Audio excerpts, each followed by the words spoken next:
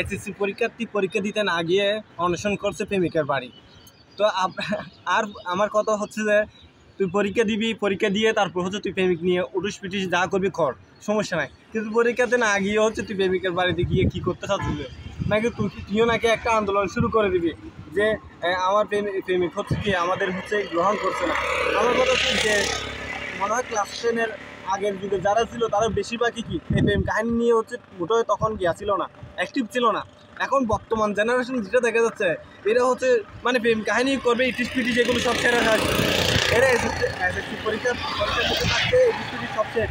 এখন হচ্ছে কি এখন অনশনের মধ্যে চলে গেছে। আমার কথা হচ্ছে যে তোমার তো এখনো অতটুকু বয়সও হয় নাই।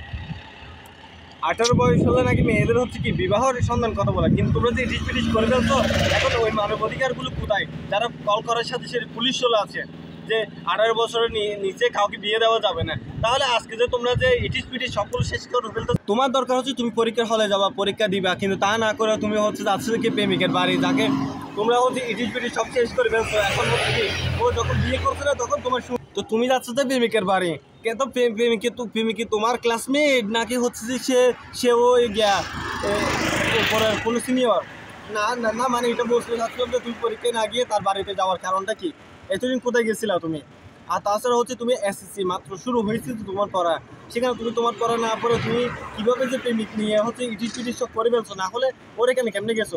নাকি বাচ্চাটা আসবে বলে সেজন্য কি তাড়াতাড়ি করে তার এখানে গিয়ে হচ্ছে কি অনশন করতে শুরু করছো? তো তোমার সেখানে অনশন করে লাভটা কী? এটা হচ্ছে আমার প্রশ্ন। তুমি পরীক্ষা তো ঠিক আছে, পরীক্ষা দাও, পরীক্ষা দেওয়ার পর তোমার যা যেখানে ইচ্ছে বিয়ে করতে হচ্ছিল বিয়ে করো, যা ইচ্ছে তাই করো, তা আমাদের কোনো সমস্যা নাই। কারণ বিয়ে করতেই পারো। তুমি যদি বলো যে প্রেম করবা, এটা তোমার নিজের জ্ঞান, তুমি প্রেম করতেই পারো, এখানে আমরা বাধা দিতে পারবো না। কিন্তু আমার কথা হচ্ছে যে তুমি প্রেমই করবা, আবার হচ্ছে তোমার যখন ইটিস পিটিস সবগুলো শেষ করে তোমার যখন সমস্যা হবে তখন তুমি ছেলেদের এখন ওই ছেলের পেছনে ঘুরবা। তো তুমি এটা আগে ভাবো না কেন? আগে ভাবার উচিত না? তারপর হচ্ছে যে তোমার হচ্ছে মেন হচ্ছে পরীক্ষাটা খুব প্রয়োজন। তুমি পরীক্ষাটা দিয়ে একটা সার্টিফিকেট নাও, পরবর্তীতে সে মেনে না নিলেও বা কোনো সমস্যা হলেও তুমি কোনো একটা জব করতে পারবা, কোনো একটা চাকরি করতে পারবা, তখন তোমার কি ওই একটা ভালো পথে কোনোভাবে থাকতে পারবা। এখন বর্তমান হচ্ছে মেয়েদের হচ্ছে কি পড়াশোনা বেশি দরকার। বর্তমান আমি মনে করি যে মেয়েদের বেশি পড়াশোনা দরকার। কারণ হচ্ছে যে একজন ঘরে যদি একজন সন্তানকে যদি শিক্ষিত করতে চায়, মাকে শিক্ষিত হওয়া বেশি প্রয়োজন, এটা আমি মনে করি। এটার প্রতি জোরদার আমি সবসময় বলে থাকি যে ছেলেদের থেকে মেয়েদের বেশি প্রয়োজন। কারণ হচ্ছে মেয়েরা হচ্ছে কি তার সন্তানকে শিক্ষিত করবে, এটা হচ্ছে তাদের দায়িত্ব। তারা এটা কারণ একজন বাবা হয়তো চাকরিতে চলে যাবে, কিন্তু মা হচ্ছে বাসায় থাকে বেশিরভাগ। তো ওই মাই ওই ছেলেকে কি শিক্ষিত করবে।